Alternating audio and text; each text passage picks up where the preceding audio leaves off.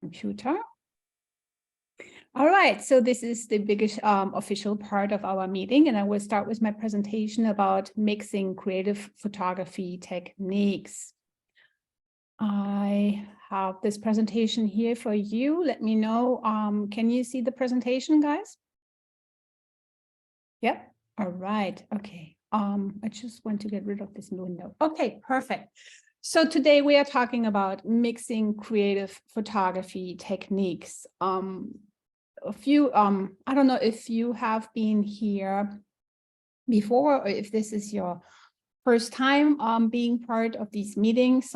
We actually do these Zoom meetings every first Friday of the month, and I started doing this to announce a new topic that we all can work on for the rest of the month. If you haven't met me before, as a short introduction about myself, I started photography back in 2012 with my husband's DSLR, and for quite a while I was wondering why I couldn't get the images that I wanted to see. That pushed me harder and harder to figure out how photography works. Today I use California as my backdrop, as my canvas, and as my inspiration. I grew up in Germany, and after raising 3 kids, photography became my first hobby, and then now it's a business. If you are interested in more information about the things that we are going to cover today, I highly recommend my breakout that is available at Click Photo School.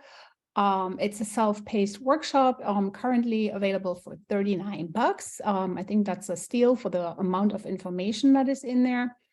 And it especially talking about creative photography techniques, how to use prisms, how to do double exposure photography, slow shutter photography. There are all the tips and tricks in there that I have gathered over the time that I have been doing that. All right, coming back to our topic today, mixing creative techniques. So first I want to go over the definition of mixing techniques. We will talk about the importance of adding creativity to your images, and then I will give you a few reasons to mix techniques. So the definition is obvious. It's quite simple. Instead of using one image, one technique in your photography for an image, you just mix stuff. So the first thing that we learn as a photographer probably is to click and take the picture, the image of what we see. And then I guess every photographer after a while arrives at this point where they start wondering, how can I make this look better? How can I use my voice in photography? And I have been there, and what helped me was to use creative photography techniques. It really helped me to develop my own style. So in those are sample images that I added to this presentation for you guys. So it doesn't really matter what you mix. The results can always be very interesting. So here in the first image, I was using, I think, a foil to add some color. It's actually, the sun was behind me, so this is more like a reflection. This is something I did yesterday when I was at the beach. I found a shell and I started shooting through the shell. And then on the right hand, you see a slow shutter image. So a lot of these combine the techniques that I've described, like the one on the right, it's slow shutter, and then I added the foil. And I just love playing with this. So you might wonder why is it important to do these things? And I will give you a few reasons. So if you look at an image, so these 3 images were all taken at the same location. This is Oregon, Cannon Beach, one of my favorite beaches in the world. I just love it there. And as you can see, these 3 images look alike, but they are very different. So the one on the left is an image that you would take as a beginner photography. You see a landscape, and it's taken from eye level. There is the iconic land site, and then there are some people and the sky, and it's a beautiful image, but this is what I almost consider a snapshot. It's not difficult to take. Then you go to the right and you see how I changed my viewpoint. So I went a little lower. I also went a little closer. And now you have the reflection here of the sky and the rock. And this is a much more interesting image where your viewer will hang out a little longer, you know. And then if you look the third image, which is my favorite, where I changed the composition a little more. So I was following the rules of three. Well, the first one is pleasing, but the horizon line is going basically through the middle of the image, and that is kind of boring. This has a little more tension because the horizon line went up. So I was using the rule of thirds, and it has a very different feel. So this is why I think it is very important to use our creativity. And it's a good example in our photography. So, and like I said before, a way to become more creative in your photography is to start using creative techniques. I use this image as a backdrop to demonstrate how you can add even more to an interesting image. Like we said, this is a beginner shot. This is nicer. This is very nice. And then this was my final shot. So what happened here, I was using the same composition. I was using the reflection, but you see this little light leak on the left, and this is created with the help of an Omni filter. And then this is another version of the same location, but here I was using an Omni filter. And I was using the reflection and fraction that you can create with that. And as you can tell, all these images are possible versions of the same location, but I was playing with techniques and viewpoints and came up with all these different images. And this is something that captures me most, where and that's what I want to feel about my photography. I just don't want to stop where it's obvious. So the shot on the left I could have taken with my iPhone, but it is not a shot that I would remember. You know, it's like a postcard, it's fine. But this is definitely a way to express myself. I want to touch this very briefly because we have been doing creative photography techniques for the last 3 months. So we started in January with slow shutter photography. Then we worked on double exposures in February. And then last month was dedicated to shooting through, which can be all kinds of things. But for me, it's basically prism photography. And here are a few images. So these techniques, I don't want to go in detail over it because I feel you guys by now probably got the hang of it. But I want to invite you this month to not only use one of these techniques in your images, but to combine these techniques and see what you can get. And I will give you a few ideas why this might be a great idea. So let's say this image here, the lower right, and you see all these people, there are a few things going on. This was taken at my favorite beach. So these people were there. And then I was using slow shutter photography, and this is where the ocean looks kind of painterly. And I was also using a prism, and that is a kind of style that I personally like. It's very dreamy, painterly, and it's something that I love to do because I love the way it feels. You know, I have to be in the moment, and I just love when I come home and I can find pictures like this on my camera roll.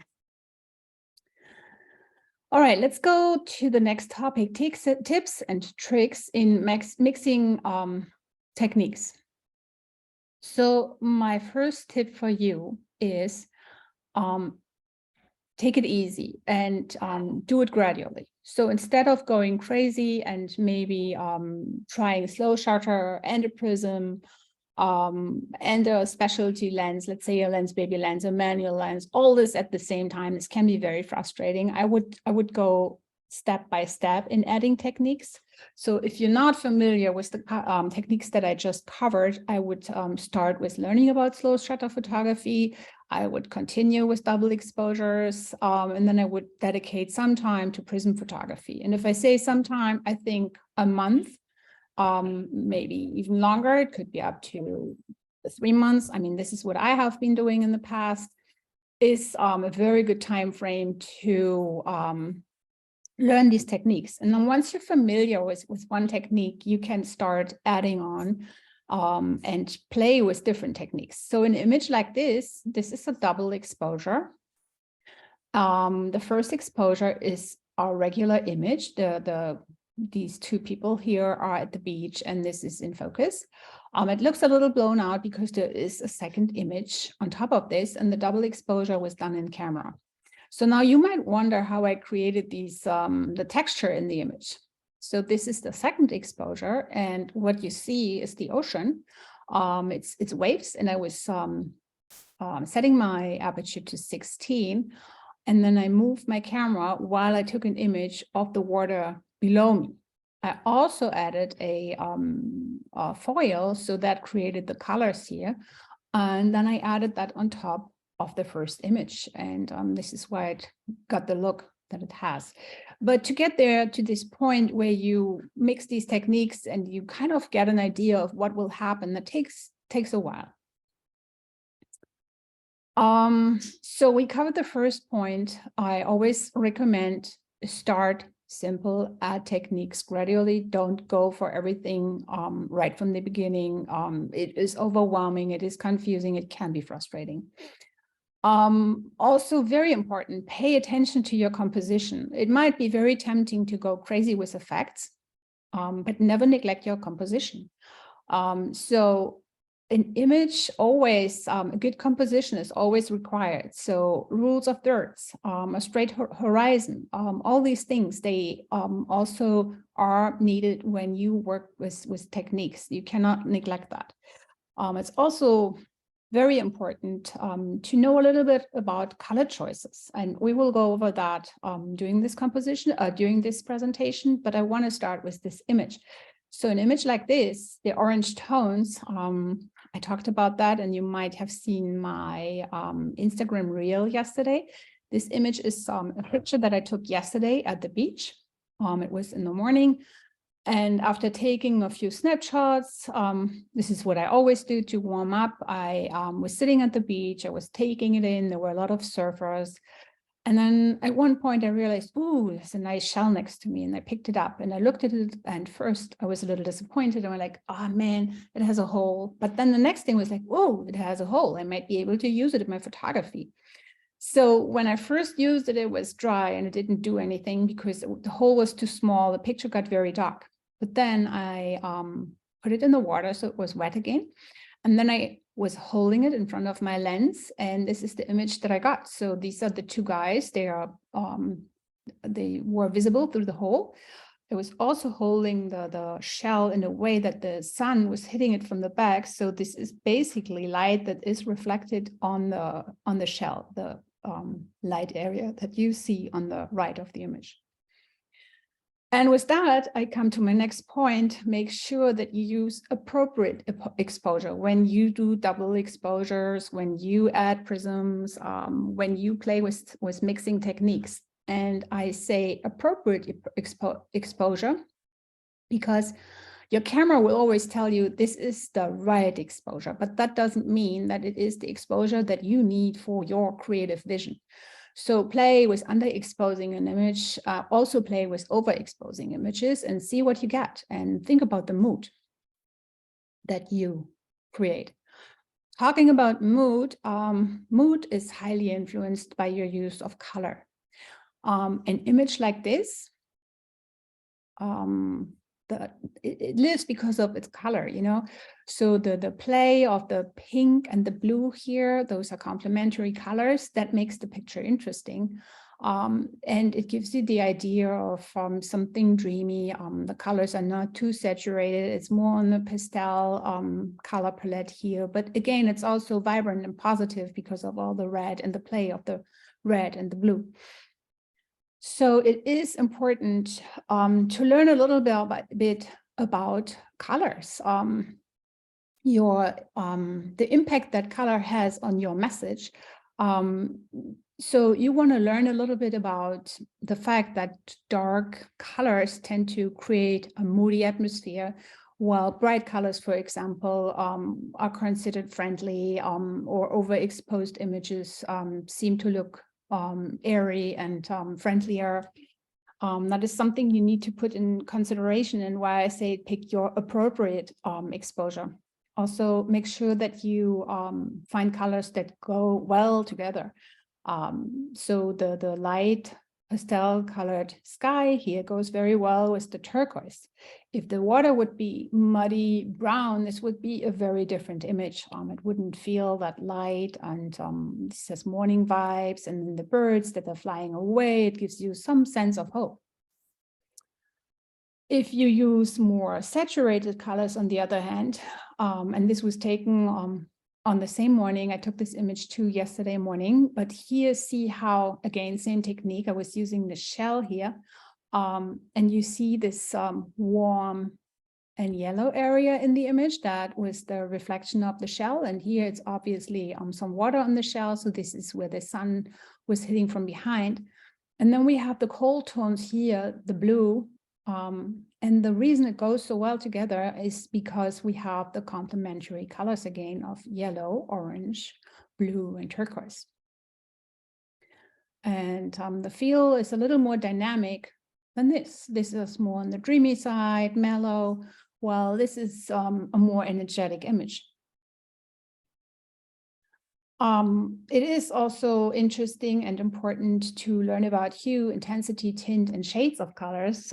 You can play with that in post-processing, of course, in Lightroom or Photoshop or whatever you use. And just like I recommend mixing creative photography techniques to help you find your style, how you want to express yourself in photography, I also recommend doing that later on in post-processing. For me, most of my work is done in camera. I don't like using Photoshop. I also don't like spending too much time at my computer. So most of what I do is done in camera. So an image like this, I knew I wanted to get the long exposure here.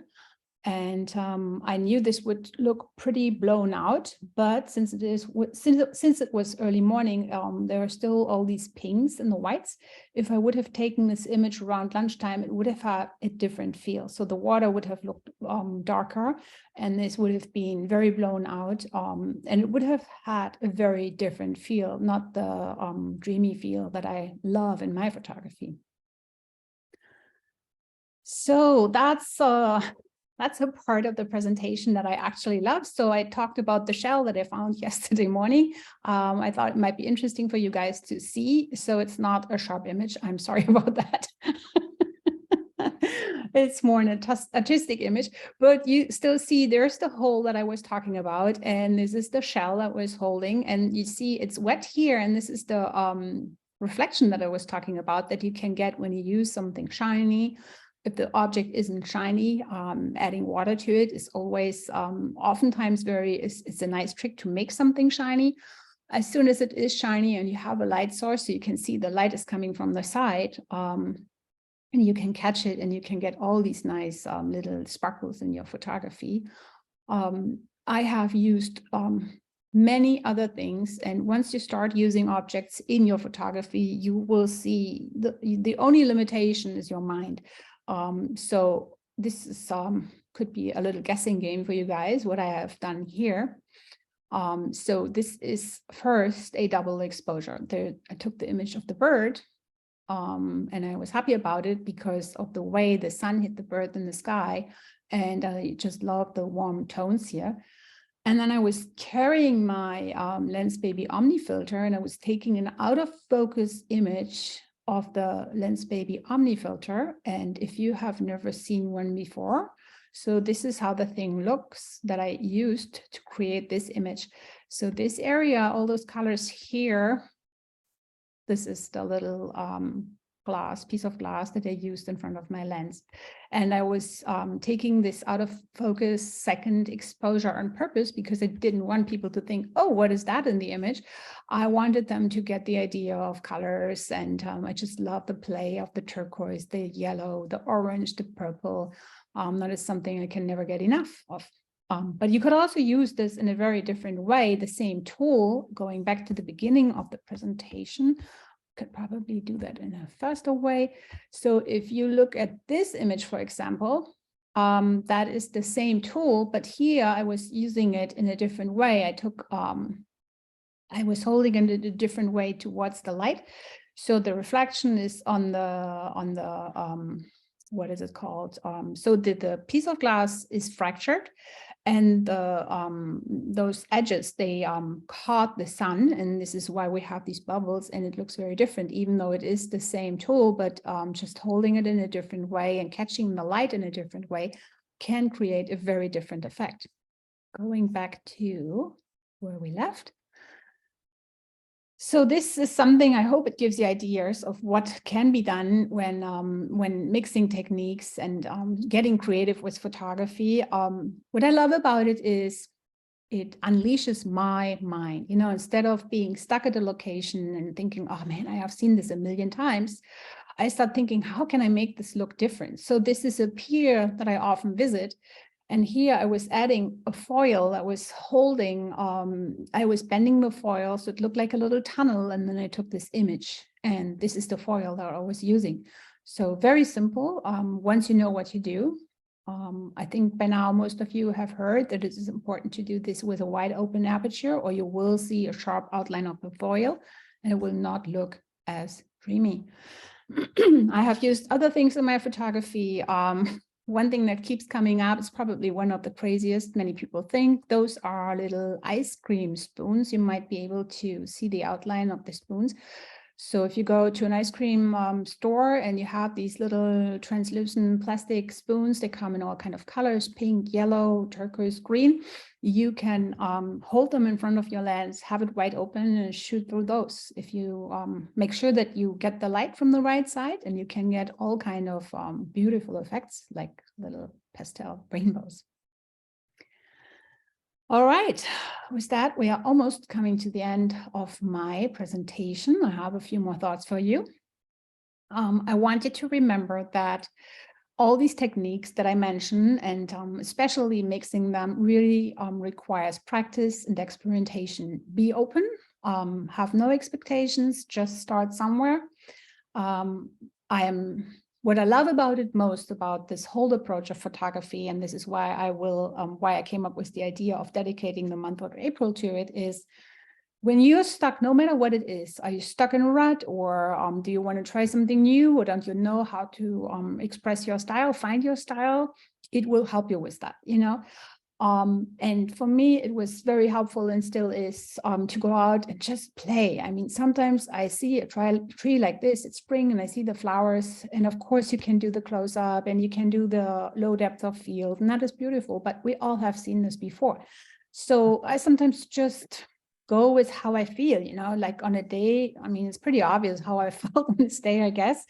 That was the day where I felt very happy about all the spring colors everywhere, and the sun was out and it was warm, and I just tried to get that in my images, that feel. And yeah, like I said, it's easy for me to get lost in play. And while I use photography techniques that are not the normal sharp image, I start to lose the focus on what is perfect and what is right. And then I see images in my photography that make me happy. And I feel this is what photography is about. It should make you happy. I mean, right? That's the main reason. Yeah, don't forget, it takes practice before you see the results that you want to see. Don't forget about the importance of composition and color choices. A good image has all of this. And filters and objects, whatever you can imagine, can be used to create unique images. Here are a few more examples. Here I was trying something crazy. I'm not super fond of the image, but I thought I still share it with you. I mean, an image that I really love doesn't have a detour sign and a traffic cone. But I keep, whenever I go through my Lightroom catalog, I get stuck at this image. So this, what you see, the colorful part around it, that was a plastic eraser, a very colorful one that my daughter had just bought, and we were visiting my son in Miami, and everything there is so colorful. So I was taking this eraser. It looked like a little pen, but it was bendable, and then I just made this circle shape around my lens and was taking an image. And it could have been a cool image. I love the play of the red of her outfit and the orange here. And I love the colors. I don't really necessarily love the subject, but it was a good exercise, you know. And the more you play, the better you will understand about your style. For me, on good days, my style is very colorful, and it's vibrant colors. I just love vibrant colors. And not all my images are created to end up being published. Sometimes I just take them for myself and hardly ever show them to the public. But I just wanted to show a few to you that might inspire you to try something new. So stuff like this, or this is again the ice cream spoons, I guess. Yeah, endless possibilities. And I'd like to invite you to take your camera, take something with you, or just try something new. Just unleash yourself, let go, and play a little bit with it. And what I keep saying over and over again, it is about what you feel. It's not so much about what is given to you. It's what can you make out of it. And the more you play, the more you will understand these techniques. And an image like this, and it's actually one of my favorites that I have ever taken, doesn't just happen, you know, it wasn't my first. It was, this is the product of many weeks of trying things, trying techniques. And when it finally came together, it made me so happy. And this was actually taken with the help of some plexi glass sheets that I found, or that I think I ordered those somewhere. Yeah, it's a lot of fun to play with. And so images like this, and I'm just adding this to the presentation, they don't just happen. It's part of your journey, you know, all the things that you try, all the things that you see, they add and make you a better photographer. And these images, all 4 of them, were taken this year. And at the beginning of the year, I always feel a little sad. I kind of miss my old work. So my Lightroom catalog is always captured at the end of the year, and then it's a blank canvas again. And oftentimes I wish like I could take those images that I took last year, the best ones, I could take them again. But then again, I also don't want to repeat myself. So I need to venture out and do something new. And especially around March, April, I mostly feel like I cannot create anything new. But going through the catalog reminds me, yes, the work is happening, you know. And you need to take every image, the bad ones and the crazy ones, to be able to get somewhere where you eventually want to be. And for me, all 4 were taken this year.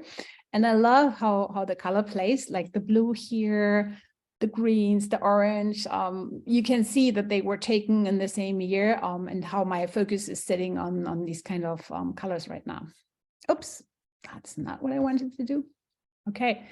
I love talking about my gear that I use.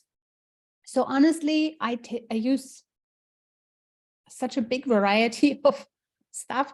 I oftentimes find things that I use in my photography. I was talking about the shell. Here, this is something that I bought at Michael's or Joann's. It's a piece of paper, but there are sequins glued to this piece of paper. And it doesn't work too well, but I was still playing with it, and I love the effect. Mostly I use for this kind of photography my Lens Baby lenses. I love the Edge series. I oftentimes use the Edge 35. Currently I use my Edge 80 a lot. What I love about it, it allows me to use something close in front of the lens that then looks out of focus. And I just love the feel of these images. I also love my soft focus lens. That's also a Lens Baby lens to do that, because again, it allows me to get really close to my lens and hold something that then melts into the image and doesn't look distracting.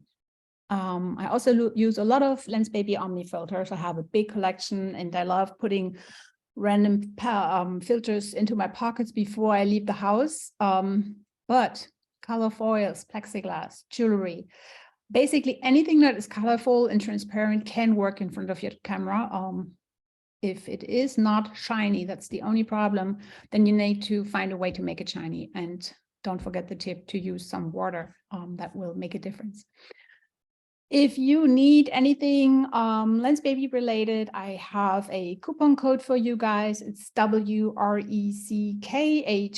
That's my last name and the W. W Rekhorn. You can use that for 10% off.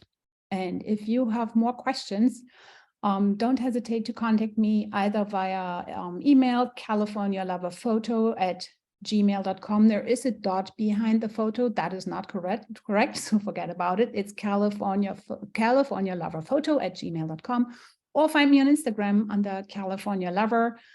And this ends the official part. No, let me announce the next meeting.